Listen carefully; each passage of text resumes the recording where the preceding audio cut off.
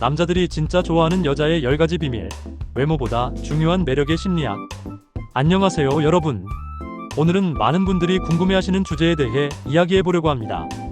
남자들에게 인기가 많은 여자는 도대체 어떤 특징을 가지고 있을까요? 혹시 이런 생각을 해보신 적 있으신가요? 외모는 평범한데 왜 저 사람 주변에는 항상 사람들이 모여들까? 아니면 첫인상은 화려하지 않은데 시간이 지날수록 더욱 매력적으로 보이는 사람들 말이죠. 오늘 이 오디오북에서는 관계, 심리학과 커뮤니케이션 연구를 바탕으로 진정한 매력이 무엇인지 함께 살펴보겠습니다. 외모나 겉모습이 아닌 사람과 사람 사이의 진정한 연결고리가 되는 10가지 특별한 특징들을 알아보겠습니다. 이 내용들은 단순히 이론에 그치지 않습니다. 여러분의 일상생활에서 바로 실천할 수 있는 구체적인 방법들을 함께 제시해드릴 예정입니다. 그리고 무엇보다 중요한 것은 이 모든 특징들이 상대방을 존중하고 건강한 관계를 만들어가는 바탕 위에서 이루어진다는 점입니다. 그럼 이제 시작해볼까요? 10가지 특징. 첫 번째 특징, 안정적 자기 표현. 첫 번째로 말씀드릴 특징은 안정적 자기 표현입니다. 여러분 주변에 이런 분이 계신가요? 자신의 감정이나 생각을 과장하지 않고 상황에 맞게 분명하게 전달하는 사람 말이죠. 이런 분들과 대화를 나누다 보면 묘한 안정감을 느끼게 됩니다. 안정적 자기 표현이란 감정의 기복에 휘둘리지 않으면서도 자신의 마음을 솔직하게 드러내는 것을 의미합니다. 예를 들어 약속을 취소해야 하는 상황이 생겼을 때 정말 죄송해요. 급한 일이 생겨서 오늘은 어려울 것 같아요. 대신 내일이나 모레는 어떠세요? 라고 명확하게 상황을 설명하고 대안을 제시하는 것이죠. 일상에서 실천하는 방법은 이렇습니다. 먼저 자신의 감정을 한번 점검해 보세요. 화가 났다면 왜 화가 났는지, 슬프다면 무엇 때문인지 스스로에게 물어보는 것입니다. 그 다음에는 상대방이 이해할 수 있는 언어로 차근차근 설명해 보세요. 이런 태도는 상대방으로 하여금 이 사람과는 예측 가능한 관계를 만들 수 있겠구나라는 신뢰감을 갖게 만듭니다. 두 번째 특징, 공감적 경청. 두 번째는 공감적 경청입니다. 여러분은 누군가와 대화할 때 어떤 기분이 들면 가장 좋으신가요? 아마 대부분 내 말을 정말 잘 들어주는구나라는 느낌을 받을 때일 것입니다. 공감적 경청이란 단순히 상대방의 말을 듣는 것을 넘어서 그 사람의 감정과 상황을 이해하려고 노력하는 것입니다. 상대방이 직장에서 힘든 일이 있었다고 할 때 바로 조언을 하거나 해결책을 제시하는 것이 아니라 정말 힘들었겠구나, 그런 상황이었다면 나도 속상했을 것 같아라고 먼저 공감해주는 것이죠. 실생활에서는 이렇게 해보세요. 상대방이 이야기할 때 핸드폰을 내려놓고 눈을 마주보세요. 그리고 중간중간 그래서 그때 그런 기분이었구나 같은 식으로 상대방의 감정을 확인해주세요. 마지막에는 내가 제대로 이해한 게 맞다면 지금 가장 답답한 건 이런 부분인 것 같은데 맞아? 라고 요약해서 확인해보는 것입니다. 이런 경청의 자세는 상대방으로 하여금 이 사람 앞에서는 내가 진짜 나 자신이 될 수 있겠다는 안정감을 느끼게 만듭니다. 세 번째 특징, 유머와 긍정적 정서. 세 번째 특징은 유머와 긍정적 정서입니다. 여러분도 경험해보셨을 것입니다. 어떤 사람과 함께 있으면 자연스럽게 웃음이 나오고 무거웠던 분위기가 한결 가벼워지는 순간들 말이죠. 상황에 맞는 적절한 유머는 관계에서 정말 중요한 역할을 합니다. 하지만 여기서 중요한 것은 상황에 맞는이라는 전제입니다. 상대방을 비하하거나 상처 주는 유머가 아니라 함께 웃을 수 있는 따뜻한 유머를 말하는 것이죠. 예를 들어 식당에서 음식이 늦게 나올 때 오늘은 우리 인내심 기르는 날인가 봐요 라고 가볍게 말하면서 상황을 유쾌하게 받아들이는 것입니다. 일상에서 실천하려면 먼저 자기 자신에 대한 가벼운 농담부터 시작해보세요. 실수했을 때 내가 또 완벽한 실수를 해냈네라고 스스로를 너무 심각하게 받아들이지 않는 것이죠. 그리고 상대방과 공통으로 겪는 상황들, 마이너스 날씨, 교통, 대기시간 같은 것들을 소재로 가벼운 유머를 만들어 보세요. 이런 긍정적인 에너지는 주변 사람들에게 전염되어 그 사람 곁에 있고 싶게 만드는 매력이 됩니다. 네 번째 특징, 자율성 존중. 네 번째는 자율성 존중입니다. 이것은 정말 중요한데 많은 분들이 놓치기 쉬운 부분이기도 합니다. 좋아하는 사람일수록, 가까운 사이일수록 자칫 상대방의 경계를 넘어서게 되는 경우가 있거든요. 자율성 존중이란 상대방이 스스로 선택하고 결정할 권리를 인정해주는 것입니다. 예를 들어 만나자고 제안할 때도 시간 괜찮을 때 연락주세요 라고 상대방의 스케줄을 배려하는 것이죠. 실제로 많은 심리학 연구에서 자율성이 존중받을 때 사람들이 더 큰 매력을 느낀다는 결과가 나왔습니다. 왜냐하면 강요받지 않는 관계에서 사람들은 더 편안함을 느끼고 자발적으로 가까워지고 싶어 하기 때문입니다. 생활에서는 이렇게 실천해 보세요. 상대방에게 부탁을 할 때는 항상 괜찮다면이라는 전제를 달아보세요. 괜찮다면 이번 주말에 시간 내줄 수 있어? 이런 식으로요. 그리고 상대방이 거절하거나 다른 의견을 표현할 때는 그럴 수도 있지. 어떤 게 좋을까? 라고 대안을 함께 찾아보는 자세를 가져보세요. 이런 태도는 상대방으로 하여금 이 사람과는 내가 나 자신으로 있을 수 있겠구나라는 자유로움을 느끼게 만듭니다. 5번째 특징, 감사 표현 습관.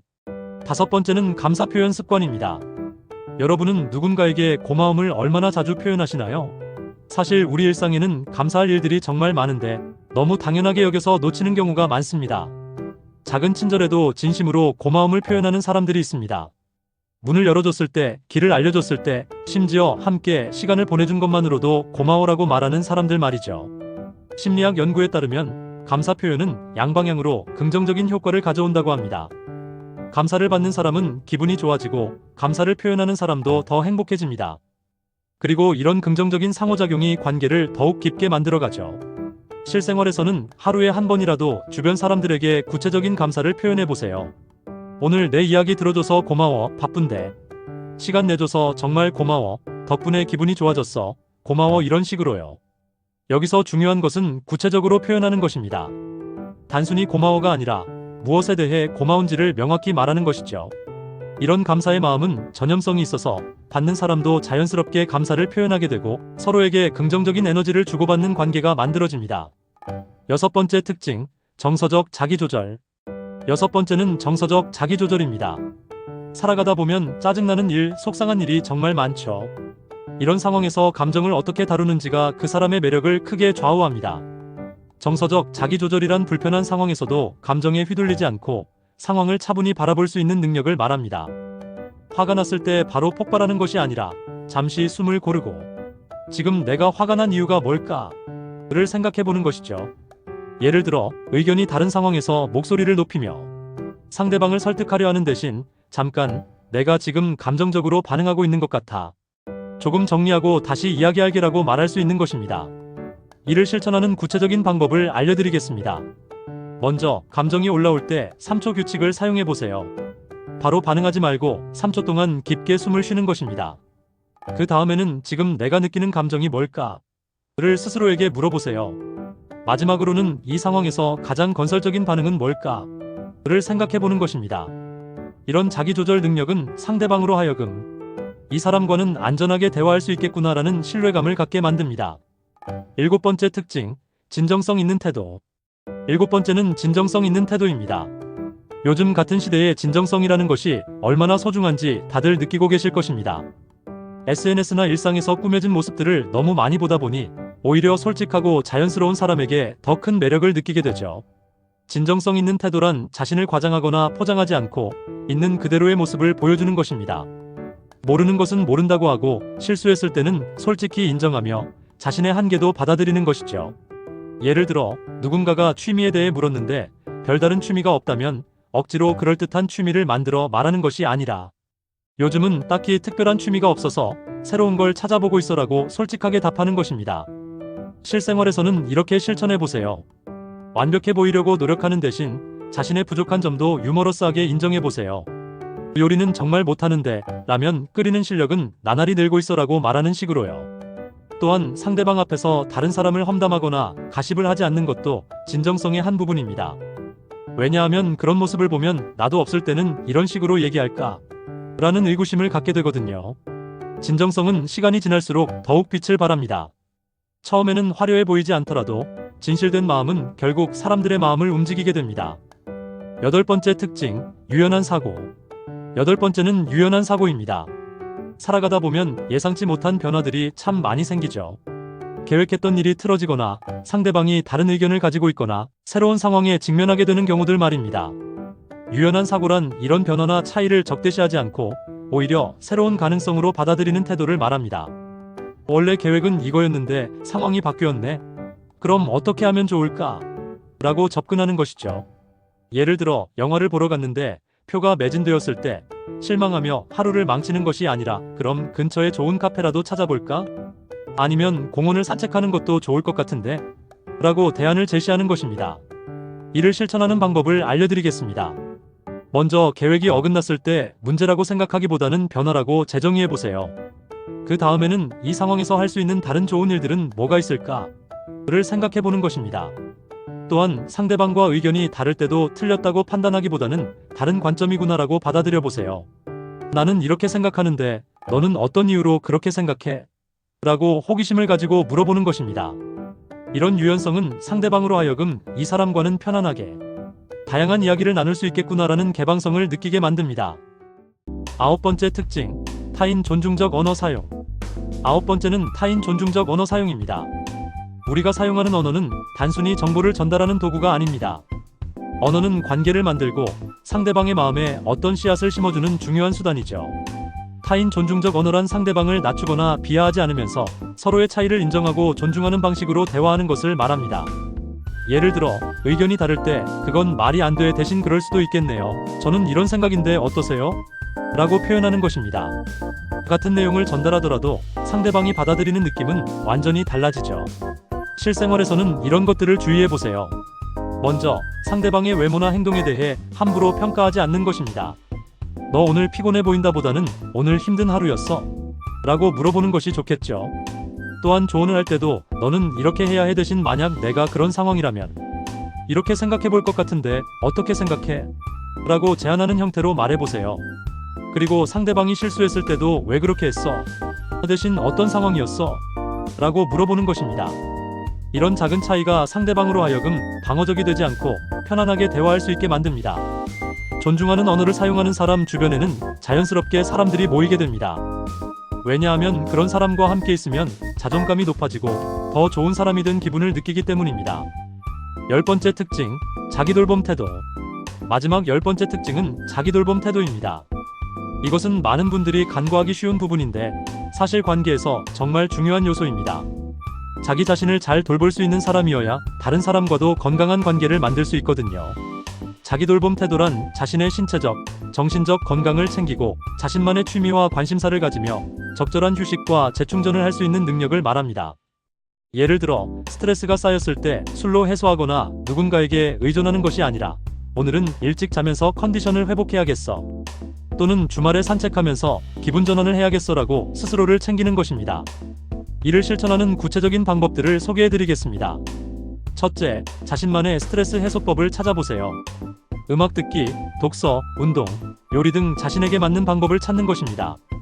둘째, 정기적인 자기만의 시간을 확보해보세요. 아무리 바빠도 하루에 30분이라도 온전히 자신만을 위한 시간을 가지는 것입니다. 셋째, 자신의 한계를 인정하고 도움을 요청할 수 있는 용기를 가져보세요.